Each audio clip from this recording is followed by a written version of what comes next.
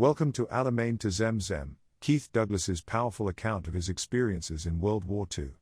This book isn't just about battles, it's a deeply personal story of what it's like to live and fight in a world torn apart by war. With vivid descriptions and honest reflections, Douglas takes us from the Battle of Alamein across North Africa, sharing moments of chaos, courage, and humanity. This is more than a war memoir, it's a journey into the heart of what it means to be a soldier. If you enjoy this type of content, please consider subscribing. These are his words. Let's begin. It was during the time we spent lying about during this advance, between engagements, really from the day we first became static again at Mersa Matruh, that I began my acquaintance with most of the regimental officers and with the squadron officers in particular. From the moment I joined the regiment in Palestine, I had recognized the unbridgeable gap between those who had been the original Horst officers, most of whom lived in or near the county from which the regiment took its name, and the odds and sods, who came to make up the regiment's officer strength when mechanization was complete and the unmechanizable element was safely established in non-regimental jobs. The faults that led to this undesirable split in the regiment lay on both sides.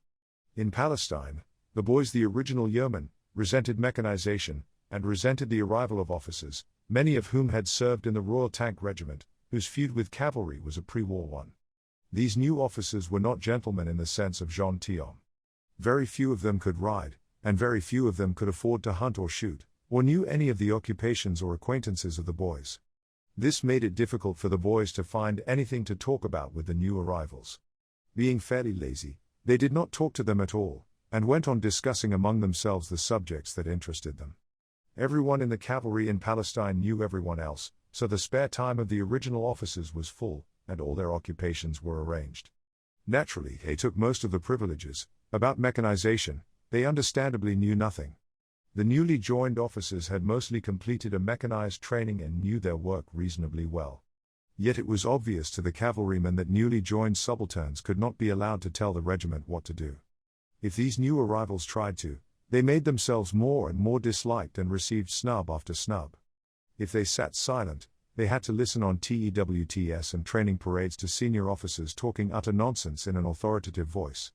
Furthermore, there was a feeling among those who had seen action in Tobruk as gunners that these new officers from England had never seen action and therefore could not know more than those who had. It was a deadlock, which Piccadilly Jim's methods rather aggravated than solved. 3 officers, all good officers and an asset to the regiment, asked for transfers after a month or two. One of them went, and the other 2 were only persuaded to stay by a last-minute display of powerful and apologetic eloquence by Piccadilly Jim.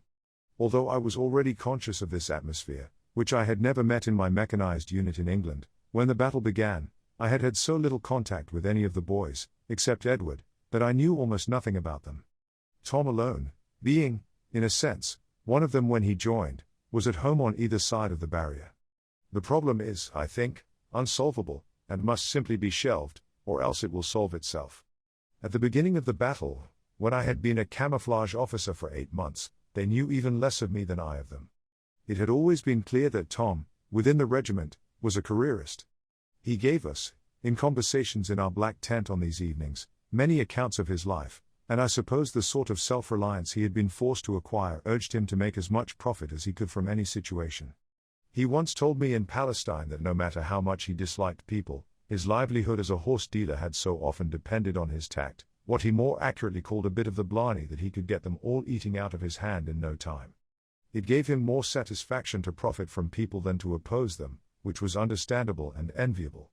This instinct to deal with people explained most of his conduct. Certainly he was never sycophantic.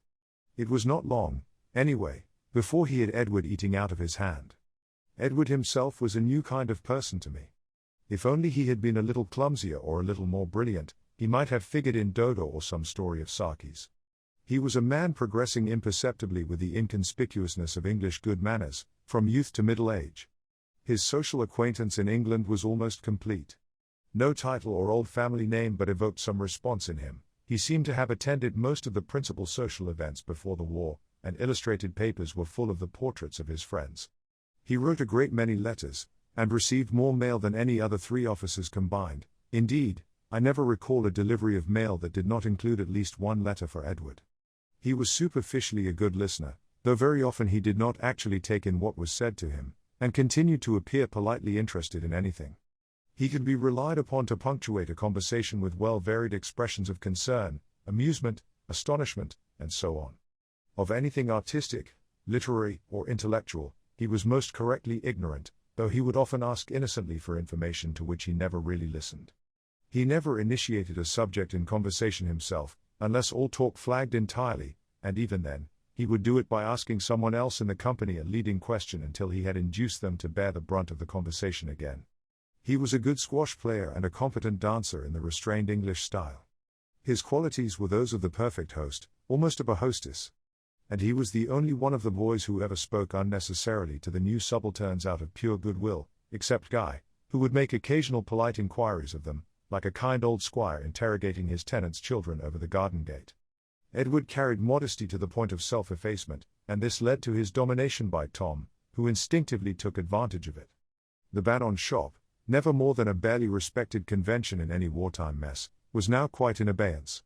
In casual conversation, Tom would put forward suggestions, which, through his conversational politeness, Edward accepted, and afterward found himself committed to adopting. Tom knew as much about squadron administration as Edward did, and more than Edward about the men, for though Edward was polite and unaffected with the men, he could not suddenly, by a bonhomous, bawdy, hearty entry into their conversation, win their confidences as Tom did. Edward was a man of one world, he never transgressed the bounds of modesty, good manners, or good form. The only thing I ever saw anger him was great stupidity, and that only once in months, or breaches of good manners. Tom, meanwhile, winning the support of the most influential among the men and bombarding Edward with suggestions for improvement, while also playing up to Piccadilly Jim on another line, soon became the motive force and controller of the squadron's government. He was a good officer, he looked after the men, and his suggestions were good suggestions. But his method soon became that of the young man who arranges an accident so as to stage a rescue. He began to make his opportunities instead of waiting for them. If he was sent forward to recce a route, he would report difficulties that he had already surmounted, and a little later explain over the air how he was surmounting them. I discovered this when I went with him on one of these reconnaissances. I found that he would pooh-pooh other people's suggestions and then, after an interval, make them himself to the colonel or to Edward, taking the credit. He never lost an opportunity, over the wireless, of putting someone right, whether they were senior or junior, and always did this tactfully, while making it clear that the help came from him. I suppose it was for want of any other mental exercise that I analyzed Tom's conduct and motives so minutely, probably I imagined a good many subtleties of which he was innocent.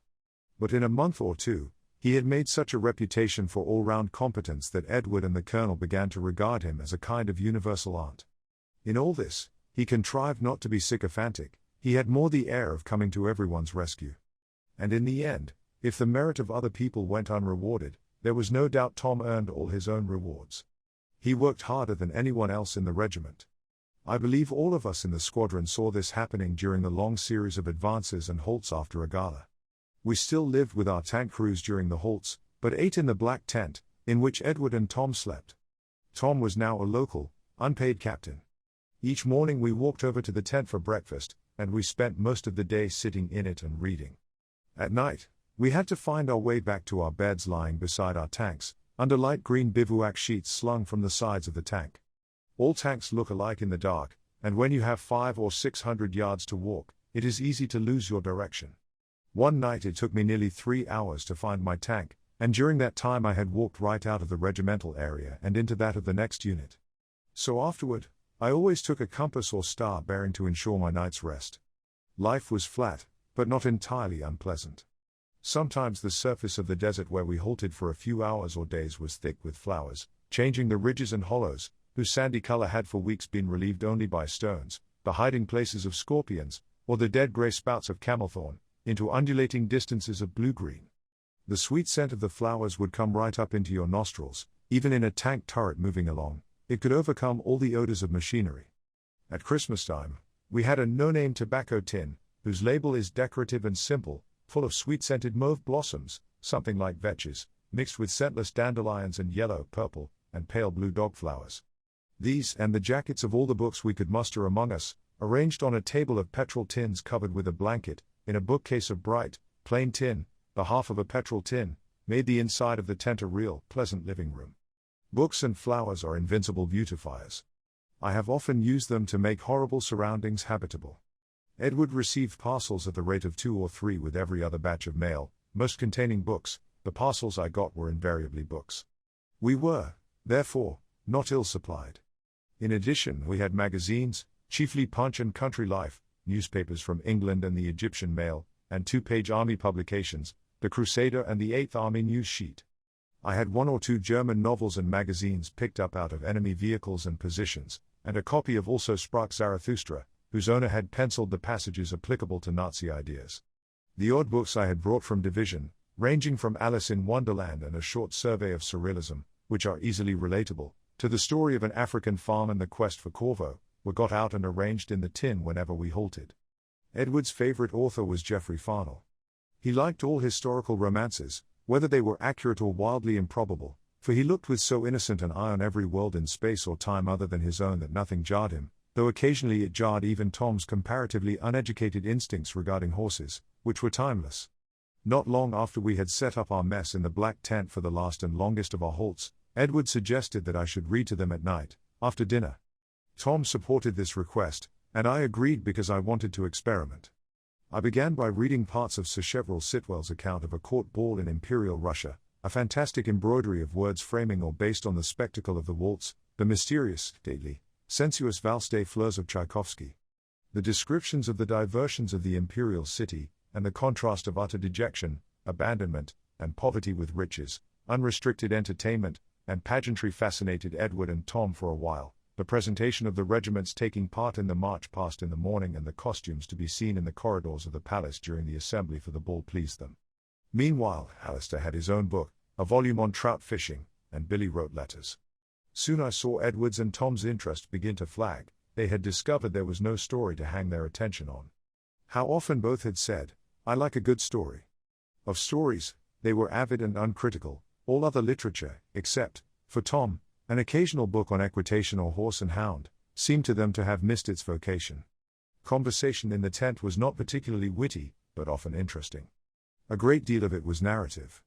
Tom did more talking than anyone, reminiscing about horse days in Palestine, training and leave in the Delta, his first action at Deir el Agram, where dear old Ned, his friend who had been a trooper with him in the Warwickshire Yeomanry, had been killed, and Tom had won his MC for rescuing wounded under fire. Sweeney had got an MC in the same action. Tom often referred to dear old Ned, saying, "I bet old Ned's sittin' up there, laughin' like hell at it all." This imputation to Ned of a kind of divine heartlessness never sounded very convincing. But by far the most interesting parts of Tom's conversation were his reminiscences of his early life and of his career as a stable lad, jockey, and horse dealer, with a certain amount of amateur boxing, including a Corinthian encounter for a wager on the grass outside a village inn. His father had been a horse dealer but had social ambitions for Tom, educating him with the idea of his going into business. His father was the kind of man who would teach a boy to swim by throwing him overboard in deep water. His mother was devoted to him. Tom himself ran away from home and school and became a stable lad in a racing stable. After that, he began to learn his technique of making himself indispensable. His stories of this era were revealing and explained most of his present conduct. Soon, he progressed to riding professionally over sticks and on the flat, becoming a maker of horses and a dealer. He liked recounting his conversations with well-known equestrian figures. In some ways, his conversation overlapped that of Lockett, my Batman. Tom had married at 21 and was now, at 31, the father of 2 daughters, one of whom, he said proudly, had ridden at Olympia when she was 6 and was already bandy-legged like her father. He showed us photographs of his children, tough-looking, snub-nosed creatures, and his wife, a kindly-looking woman with placid eyes. He himself was tall and wiry, with large, ungainly hands and feet. He was a good horseman, but without elegance. Alistair never joined in much of our conversation, although he paid great attention to it and did not seem unsociable. He was moderately tall, inclined to plumpness, especially in his face, which was highly colored and clean-shaven, and he had beautiful hair. He spoiled his appearance by wearing the hideous round, steel, flat-lensed spectacles provided by the army. He had not long left school, had his own money, and, being a keen fisherman, he was likely taciturn. One day, when the two of us were alone in the tent, Alistair said, "Don't you think that when Edward was away and Tom ran the squadron, things went much more smoothly?" "Yes," I said. "Why do you think that is?" "I don't know. Edward seems much too weak. You mean he can be pushed into doing anything for the sake of good manners? Yes. It seemed to me Tom had much more sort of a grasp of the situation. He knew his job better. Yes, he does, I said, and he gives the impression of being even more efficient than he actually is because he attends to everything himself. I think he overdoes it. Why keep a dog and bark yourself? Do you remember, when we halted at Mercer Brega, he didn't even want us to put our own tanks in position. He came round and placed each tank then. Well, I thought that was rather efficient of him. Why shouldn't he? The point is, he never gives any of the officers or NCOS under him a chance to do anything, and from Edward's or Piccadilly Jim's vantage, it looks as though no one in a squadron can be trusted to do even the most elementary thing except Tom. And Tom appears more and more indispensable. Eventually, only Tom will be entrusted with anything, not even Edward. He's always asked to the squadron leaders' conferences. Why? No other second in command goes. Well, I suppose Piccadilly Jim thinks he's a jolly capable chap. Which he is, anyway. Yes, but I resent him trying so hard to get in with Piccadilly Jim and get promoted before his time. Oh, I don't think he does that, Alistair said in a reproachful tone. I don't know. You never saw him in Palestine. He was on the job from the minute he arrived. He did things over everyone's heads and was always charging up to Edward and Piccadilly Jim with frightfully good suggestions, and schooling guys horse for him, and in another direction going down to the sergeant's mess for drinks, and having heart-to-heart talks with men in other people's troops so that they put in for transfers to his troop. That showed everyone how popular he was. You were jealous of him, I suppose. Well, we resented him. There were 3 of us, 7 months senior to him. Our 7 months meant a lot to us then, and fully trained.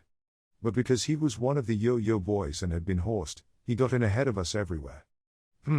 Said Alistair. I suppose that was a bit annoying. But I still think Tom's a better soldier than Edward. Oh, he is. He's a better soldier than you or I or Raoul, because Raoul's a bloody fool who puts everyone's back up, and you and I are too lazy to do half the work he does. He does work. The discussion ended as the others came in for tea. There had been a flour issue, and besides the tin mugs full of slightly salty tea, an inviting pile of jam tarts graced the table. Alistair was right, I thought. I was jealous, and was getting far too worked up about the whole thing. I must find something else to think about. Billy, the 4th member of our circle, had not been very talkative when he joined us. It was quite a jump from the sergeant's mess to the officer's mess for a man who had spent years as a regular trooper and NCO, learning the attitude to officers that places them in another world. He had taken a commission because his friend Harry had done so, but Harry had been killed at Alamein before Billy got back from OCTU. Billy now found himself more or less lost, with Harry gone and all the landmarks of his world changed. He had been Tom's troop sergeant, but this did not necessarily make it easier to be familiar with Tom. If anything, it made it harder. Edward's ability to make anyone feel at home quickly was never better or more gracefully displayed. He encouraged Billy to talk about Harry, until Billy lost his air of solitary gloom and the rest of us could break our clumsy, sympathetic silence. Billy knew more even than Tom about the men. Before he came to the regiment, he had been a sergeant in the 8th Hussars, from which most of our reservists came. Brown's in charge of the water cart now, isn't he? Asked Edward. Michael Brown, said Billy. Reminiscent laughter from Tom. Why Michael? I asked. Tom can tell you that, said Billy. Go on, Tom. Tom recounted how, at Quasassin, he was duty officer one night and heard Brown making a colossal row outside, can to the wide. The short version, Brown was thoroughly drunk and complaining nobody called him by his proper name, only rude nicknames. An officer named Ronson arrived, took pity on Brown, and asked him his first name. Brown said, Michael, sir, wailing pathetically. Well now, Michael, come along, answered Ronson. Brown kept repeating, You're a real gentleman, Mr. Ronson, and so on. This was the genesis of Michael Brown. Billy, smiling, added stories of Brown's exploits in the 8th Hussars. How Brown would store a special kit just for prison, and how he smuggled cigarettes in a cleverly altered Brasso bottle, and how he used his time in detention to shine up other men's kit for profit. In this style, which suited his stories admirably, Billy told us a lot. Between his and Tom's stories, and an occasional argument between us all, we passed much pleasant time, and books occupied the rest of our leisure. 16. Much was made by the press of the hardships endured by the 8th Army during this march. We often had to exist on half a gallon of water per day for washing, cooking, and drinking. Almost all our food came from tins, eked out with occasional issues of flour, oatmeal, rice, or papery dried vegetables captured from the enemy. Sometimes we would go for many days without bread, or see only a stale, even mildewed slice or two. The water, when available, tasted so strongly of disinfectant and salt that even whiskey was lost in it. In some areas, flies were almost unbearable. One Egyptian fly can occupy a man's complete attention, returning persistently to attack eyes, mouth, and nostrils, and proving devilishly agile. 9 in every 12 men were covered with inflamed, swollen, painful sores on their hands, faces, or legs, which took weeks or months to heal and left deep red scars. Every man was dirt-stained under his skin, and eyes were bloodshot from continual dust and sandstorms. Still, everyone shaved and washed at least superficially and at reasonable intervals. I never went longer than 2 days without washing, and we all managed a full wash once a week. Everyone had a mug of strong, heavily sweetened tea, though it had a saline flavor, 3 times a day, hot and comforting. We were warmly clothed in the cold nights, and while the sores and sand were the same found in camps within half an hour's distance of Cairo, we at least enjoyed a measure of comfort. We built decent latrine seats whenever we stayed 2 or 3 days in an area. We had newspapers never more than 2 days old from Cairo, and an occasional canteen convoy provided a bit of chocolate, tobacco, beer, whiskey, or gin. There was sometimes a cigarette issue with our rations, though these V-cigarettes were poor. V, pasted on a good many commodities in the Middle East, always meant the lowest quality. V matches might contain 2 decent ones out of 20. V ink was a foul greenish-grey liquid with lumps. But we also found pleasures peculiar to the life we led. Any comfort took on an enormous value, and our gusto for every amenity and morsel of sustenance was tremendous. We competed in making elaborate dishes from the simplest rations. Each tank crew cooked for itself, using its ingenuity to the utmost. More than once, we concocted dishes of real professional elegance out of the invariable ration issues. We usually regretted having to eat in the black tent again, deprived of the delicacies conjured by our crews. If we halted more than 2 days, ovens, cooking pots, fireplaces, and frying pans appeared, hammered from petrol tins. Everyone took turns cooking, trying new recipes. Biscuits were pounded into porridge, or soaked and fried. Stews of tinned meat, Worcester sauce, onions, and potatoes were common. Fried bully beef turned crisp and brown, with chips or crisps made from dried potatoes. With occasional flour issues, we had bully fritters, dumplings, pies, and pastries. Sometimes we bartered with a local Sanusi for eggs or sheep, or an unfortunate gazelle crossed our path. It was hardly ever the heartbreaking case of good food ruined by apathetic cooking. Yet it was a tedious experience overall, a strain for someone like me, so used to entertaining myself with future possibilities, to meet a prospect so unpredictable that speculation seemed pointless. Each man felt this strain, in one degree or another, having to live entirely in the present for months with the same set of companions. But, surprising as it may seem, we found each other's company agreeable enough. We almost never got on each other's nerves, partly thanks to living in squadron messes and being able to invite people to dinner from other squadrons. These visits and occasional religious services were our only chance to see them. Men of another squadron seemed almost like men of a different regiment. I suppose we do deserve some credit for enduring this life, but other troops have endured the desert far longer and fought in bloodier actions. In other parts of the world, men have fought and suffered incomparably worse without any press acknowledgement, because their exploits were neither news nor propaganda. The effort required of us was neither superhuman nor unique, though, for whoever organized our supplies, it must have been so. Attended by their ministrations, we merely moved forward, with halts lasting weeks, punctuated by those times we met the enemy and fought according to our orders. From Mersa Matruh to the Wadi Zem Zem, I scarcely fired my gun or read a map, though I read a library's worth of novels. For the heavy tanks, life must have been even less eventful. Whenever we were on the move, the Crusaders led, scanning the horizon perpetually and talking in the microphones about the terrain ahead. Around 200 miles from Tripoli, we assembled and reorganized for the last leg of our advance. Piccadilly Jim gave us another of his pep talks. Perhaps it did not hearten us quite as much as the earlier ones did. A certain familiarity dulled its effect. But we did feel reassured to be getting brand new tanks for this operation. Some optimists even suggested a new type of tank, rumored to have been seen at Base Depot, like a fairy tale Crusader without any of the Crusader's shortcomings. New pennants and stiff, brilliant identification flags had been obtained from who knows where, presumably for a triumphant entry into Tripoli. The new tanks turned out to be the old tanks of another division. A few more surprises like this, I thought, and we could truly consider ourselves seasoned troops. Anyone inured to the whims of the staff, whose playthings we were, could be inured to anything. Some still believed they would find a boat home waiting in Tripoli harbor.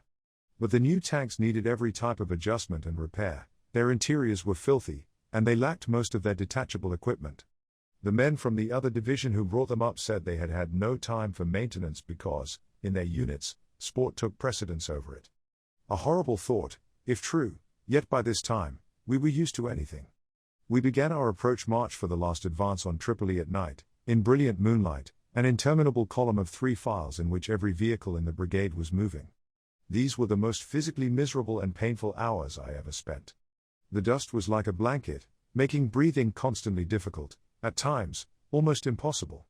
My left eye and forehead had swollen up inexplicably, the skin smarting and my head and eye aching with a dull throb that reacted sharply to any sudden movement, like an alcoholic headache. One eye was covered with a patch. The other had to peer through the dust, which drifted in a cloud before the moon, plunging us into a grey, almost total opacity. My left leg, bandaged because of a desert sore, looked more like a pudding than a limb. By the second night of the advance, having had very little sleep during the day, I was near exhaustion. Only the bitter night cold of early January kept me from dropping off. Hour after hour, I had to ensure that my tank remained opposite the tank of my troop in the next file. At times this was very difficult, as one file would halt and the others continue on. The track was marked by shaded red lights, some of which had inevitably been smashed by tanks or vehicles ahead.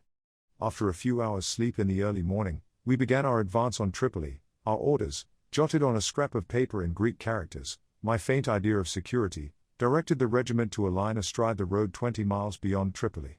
For all our new penance, we were not to enter the city. Anyone who takes part in a modern battle in a tank fitted with wireless has an advantage over the infantrymen and over all soldiers and generals of earlier wars. Before his mind's eye, the panorama of the battle remains more vividly even than it did for the general of old, who watched from a vantage point or was updated by telephones and runners. Picture a tank officer in the Crusader squadron of an armored regimental group. He is best informed of all, more instantly and clearly aware of each event in his area than his senior commanders. In the day or two before the action, he has listened to the overall plan for the entire army. A colored diagram on a map, a skillfully memorized outline, fixes in his mind the routes and objectives of each division and brigade. In his own brigade, he knows where his regiment is bound, knows where the squadrons, the supply vehicles, the guns, and the infantry of his regimental group are, and knows their radio code names. Within his squadron, suppose he is a troop leader, he knows the positions of the other troops, of his squadron leader, and finally of the tanks in his own troop. As they move forward, these colored lines seem to advance on his mental map. He might or might not have an actual map before him. If he is junior, it will probably be stowed in battle. The earphones of his wireless set hang around his neck or, at noisier times, over his ears. Through these earphones, he hears a continuous account of the action. The idioms are as stereotyped as in the most ceremonial exchange of courtesies. There are unspoken things, awkward silences, occasional outbursts of emotion, but the conversation follows the battle with the most vivid, inimitable running commentary in the world. The idiom of our wireless traffic, mysterious, symbolic, at times like an experimental poet's language or as dull as 2 Englishmen in The Lady Vanishes, originated in 2 sources. First, there was the official wireless code and procedure, laid down by someone with hazy notions of security and no idea of the cavalryman's mentality.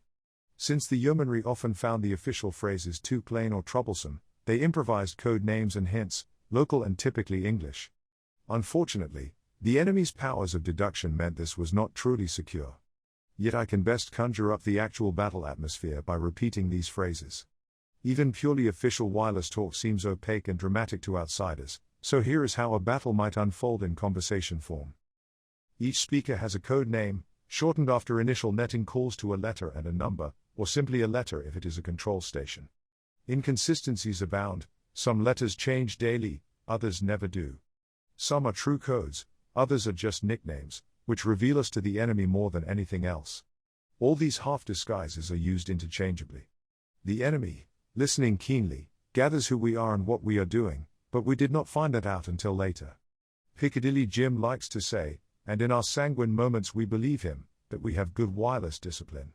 Supposedly, no one interrupts or speaks at length unless it is crucial, and every vital message gets through. In practice, it means that no one interrupts or ignores Piccadilly Jim, while he may interrupt, dilate, or override any message. No matter how urgent, no one can cut in. For this crime, no heat of battle suffices as excuse. So, in effect, Piccadilly Jim monopolizes the air, retaining absolute control of the net and, thus, of the regimental group. Sometimes he misses important information. Painful moments occur when a somewhat frivolous exchange, "Oh, there you are, nuts orange. That's just where I want you. I'm waving at you, taking off my hat to you, blowing you a kiss. Over," and the required response, "Nuts orange. Okay." Off drowns out an urgent call, King 2 Ac, 6 enemy tanks advancing toward me on the right, out of my range. Could George have a go? Over. Generally, though, Piccadilly Jim remains well updated about anything beyond his field of vision, thanks to the Crusader squadron. At the first sight of the enemy, a Crusader troop leader, far in front of the regiment, observes. Halting his short turret behind a ridge, he studies a suspicious blob on the skyline through binoculars. Keying his microphone, pausing if someone else is talking, he says, "King 2. Something that looks like a tank at 3 miles, I'm on your right. Over." King 2, "Okay, off to you." King, "Did you hear King 2's message?" King, "Yes. Let him keep bumming on, but be cautious." Off, Piccadilly Jim tells Edward. King 1, says Edward, calling the squadron, "Slow down and have a good look from hull down before you go swanning over ridges." Over. 2 okay off, 3 okay off, 4 okay off. King 2, 3, 4, okay off to you. King 5, "Did you get my last message?" King 5, "Yes." Over. King 5, "Well bloody well, wake up and acknowledge." Off. Off caps the rebuke, like a phone slamming down. We draw on 2 main sources for code references, horses and cricket. "Uncle Tom, what's the going like over this next bit? Can we bring the unshod horses over it?" "Uncle Tom, I'm just going over beaches myself, steady as you go, but after that it's good going for the whole field." King 2 Ac, says someone who has broken a track. "I shall need the farrier, I've cast a shoe." Others shift metaphors. King 2, someone is throwing stones. "I can't see where from yet." Over. Or King 2, that chap has retired to the pavilion, how many short of a full team are you? The net is busy, the conversation sometimes direct, sometimes cryptic. King 2. There are a couple of 88s on that grey ridge to my right, one by the brew up, the other about 2 degrees left. Over. King 2, okay, off to you. Orange Pip, do you see those 88s of King 2's? Over. George 4, is that a vehicle moving on your right front? Over. Orange Pip, yes, getting gunfire on now. Over. George 4. Yes, I reported it a moment ago. Over. George 4, can you bring fire on it? King, have you anything to report? Over. George. King. Orange Pip, keep crossing transmissions. Then Piccadilly Jim intrudes. George 4, whoever that is, get off the bloody air when I'm trying to talk to King. Off. King, signals, over. From this swirl, we learn the Crusaders are pinned, the regiment on the right is under heavy fire, some friendly armored cars are ahead on the left. The heavy tanks are engaging targets on the ridge in front, their silhouettes visible over the crest. Every development is announced on air. Someone asks for the little fat man, meaning the technical adjutant, known as Tokak, to arrange a recovery for a stranded or broken down tank. Another unit calls their adjutant our bald-headed friend. The forward troops discuss enemies' positions, or stones being thrown, or a brew-up, a burning tank. Then a subdued voice emerges. Nuts 3 calling. We have, had a misfortune. The horse has fallen, driver is no more. Can we have monkey orange? A shell has hit a tank, the gunner, who has seen a friend decapitated or badly wounded, forgets the official code. The MO, if free, tries to reach them. Meanwhile, the gunner must haul out the wounded driver, bandage him to stanch his bleeding, and hope the tank does not burn. This is how battle is played out on the air, in a curious tapestry of codes, confusion, and dreaded events. That concludes the 7th part of the story. Thank you very much for listening. Please subscribe for more episodes and leave a comment.